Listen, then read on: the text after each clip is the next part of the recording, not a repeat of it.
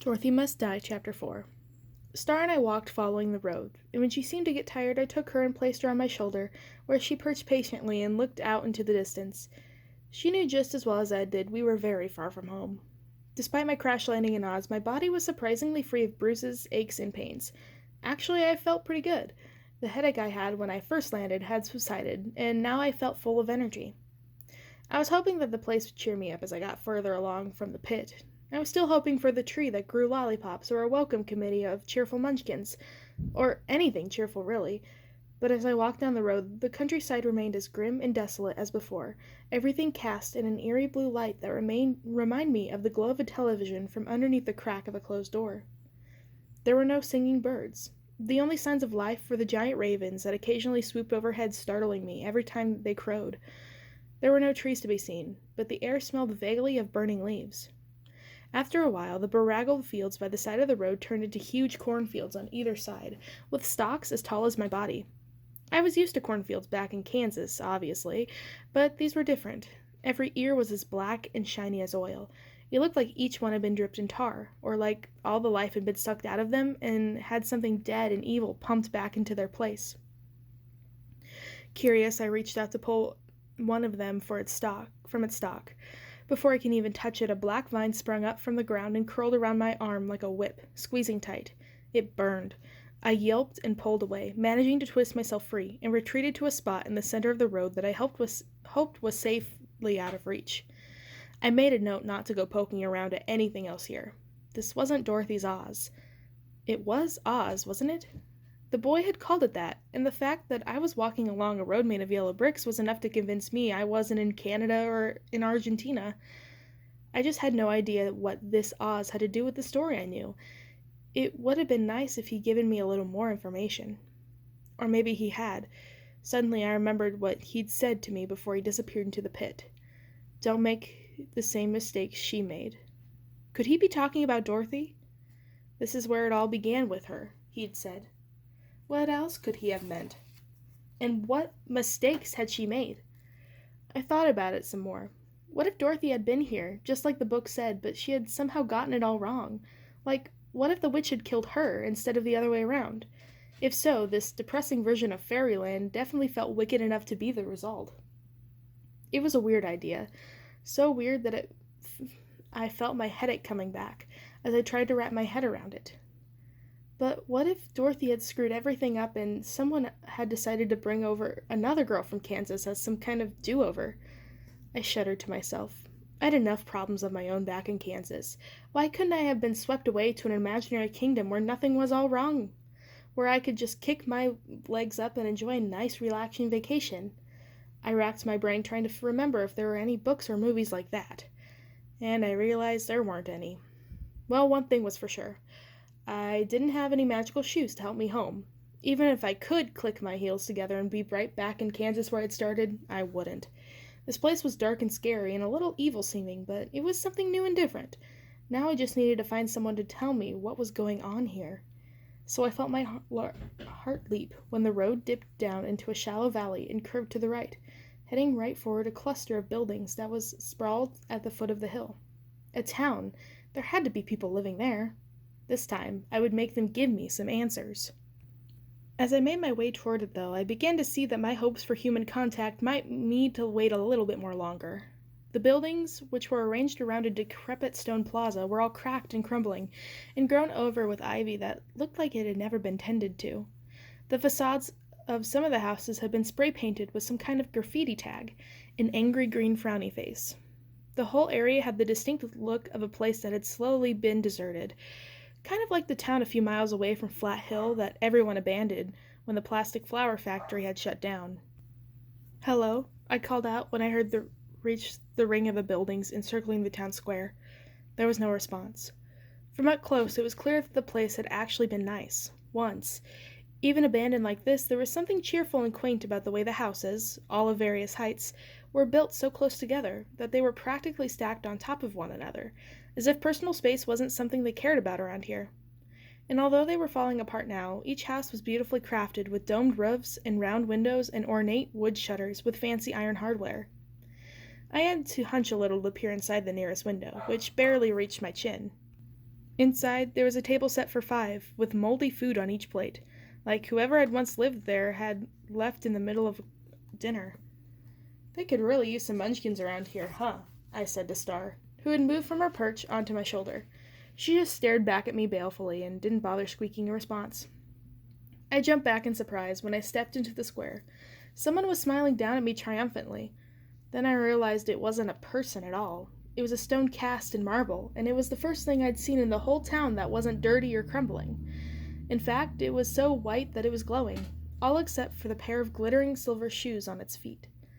Of course, I recognized it immediately. With her kind, smiling face, her jaunty gingham dress, and her neatly curled pigtails, there was no mistaking her. It was Dorothy. The silver plaque on the pedestal confirmed it. "Here stands Dorothy Gale," it read. "She who arrived on the wind, slayed the wicked, and freed the Munchkins." By now I'd given up on the idea that I was dreaming. My body felt too heavy and solid, and as bizarre as everything was, none of it had the sticky, underwater quality of a dream. Even so, it was kind of unreal to confirm the alternative with my own 2 eyes, that I had been thrown into a fairy tale. "Dorothy likes her statues," a voice said, from out of nowhere. Startled, I looked around to see where it was coming from and saw a face peering down at me from the second-story window of a house a few faces off. Me, I have to say, I'm pretty sick of 'em. There was a thud and a small black knapsack landed next to me. Unthinkingly, I reached down for it. "Don't touch that," the voice growled. I jumped back and saw her scrambling out of the window. She dangled by her fingers before dropping it to the ground, landing softly as if the height were no big deal. It was a girl. She looked at me with a mixture of suspicion and curiosity, and when she sprang to her feet I saw that there was no way she was more than 4 feet tall, even in her platform boots. Now this was more like it. I was face to face with a real live munchkin. At least I was pretty sure that's what she was. Her hair was inky blue-black, and her eyes were caked with thick eyeliner with triple thick lashes. She was wearing a vampy, eggplant-hued lipstick and a leather skirt. Her t-shirt revealed arms covered in complicated tattoo sleeves. But she was short, and she moved with a springiness and agility that was something more than just plain old human. Anyway, I had already been there long enough that I wasn't shocked to find out that there was such a thing as a goth munchkin. "Excuse me," the girl barked, as I looked her up and down curiously. "Do you have a problem?" Heat rose to my face as my mind flashed to Madison Pendleton. "No, do you?" I snapped back right at her. I couldn't even look at a munchkin without starting trouble. Was she going to punch me now, too? She didn't. Instead, she let out a wry cackle and rolled her eyes. "Let's see," she said. "Do I have a problem? How about, do I have 5,000? She marched right over to where I stood and grabbed her bag from where it lay at my feet. It was stuffed to the seams with what I figured must be an entire leather wardrobe. The answer is yes, by the way. "I'm Amy," I said, hoping this is what passed for friendly in Munchkin country. I reached out a hand, which she ignored. "Indigo," she replied. She eyed my shoulder. "Cool rat, by the way. I love rats. Does it talk?" I glanced at Star, still hoping she would decide that the answer was yes, but she didn't. "No," I shrugged. "Too bad." Her eyes traced up to my head. "But I don't know about that hair. She's not gonna like it." I put my hand to my scalp and brushed a pink lock from my eyes. "Why would my pet rat care what my hair looks like?" Again, Indigo hooted. "Not your rat, dumbass. Her." "Who's she?" Indigo scrunched her face up and swiveled her neck like I was a complete moron. "Oh yeah, who's she asks." Please. "No, seriously," I said. "I'm new around here. Tell me who you're talking about." "I'm new around here," Indigo mocked me in a squeaky falsetto, slipping her backpack on. But as she did it, she looked at me. Really looked at me. "Wait, you're not kidding, are you? You really aren't from around here." She was staring at my clothes. I guess that jeans and a hoodie was not what the kids were wearing in Oz. "No," I said simply. "I'm not." Her jaw dropped open in slow motion as it dawned on her. "Holy shit," she said.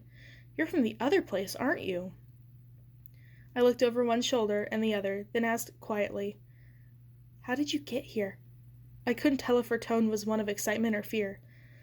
It was a I began, but before I could finish, I was cut off by a loud metallic clanking sound from somewhere off in the distance. Indigo took a step backward.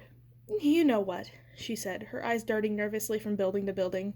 "Never mind, it's better if I don't know. In fact, it's better if I don't talk to you at all." "What? Why?" She busied herself with her backpack, her tiny face scrunched up with worry. "Like I said, I've already got about 5,000 problems, give or take 1,000. Getting caught conspiring with an outlander would be 5,001. I'd love to hear your story, but it's not worth it. Good luck. You'll need it." With that, she hoisted her pack to her shoulders and began to walk away. "No way!" I yelled. "Just let me ask you some questions. I have no idea what's going on." "If you're lucky, you'll never find out," she said, not slowing her pace or bothering to look back. I wasn't going to let this happen again. She was speeding along, heading off the road, but my legs were longer. I raced after her and grabbed her by the elbow. "Hey!" she said, whirling around to face me. "Don't touch me!" She yanked her arm away, but I yanked right back, and I was stronger. "Let me come with you," I whispered urgently. I didn't know where she was going, but she was the best hope. Hope of what? I wasn't sure, but I would figure that out later. "I promise. I'll do whatever you want. I swear I won't get you in trouble, but I'm alone here and I have no idea what I'm doing." She bit her lip. The thing is, I could tell she was as curious about me as I was about her. I could tell part of her wanted to relent. But then we heard that clinging noise again. This time it was louder. "You seem like a nice person," Indigo hissed. "But I love rats. But get your fucking hands off me and get the hell away from me. The best thing you can do right now is to get your ass back to wherever it is you came from and hope you never wind up in this sorry place again." "I don't know how to get home," I said, but I let her elbow go. This wasn't going to get me anywhere. "It looks like you've got problems too, then." Indigo folded her arms across her chest, planting her stocky body firmly in place. "See ya," she said.